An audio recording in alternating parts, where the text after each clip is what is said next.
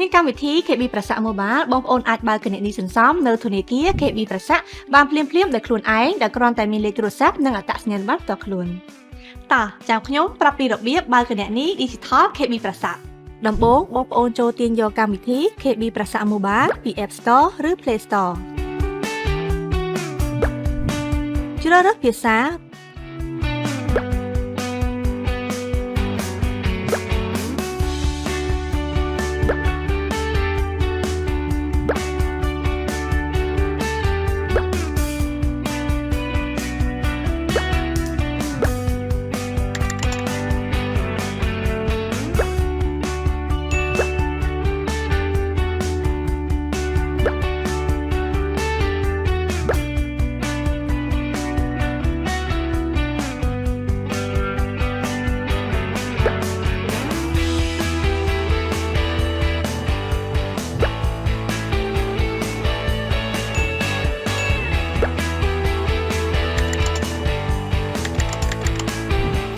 តែប៉ុណ្ណឹងការបើកគណនីសន្សំរបស់លោកអ្នកទទួលបានជោគជ័យហើយទទួលបានអត្រាការប្រាក់ខ្ពស់រហូតដល់ 4% ក្នុងមួយឆ្នាំព្រមទាំងអាចធ្វើប្រតិបត្តិការសាច់ប្រាក់តាមកម្មវិធី KB ប្រសាក់ Mobile បានយ៉ាងស្រួលបំផុត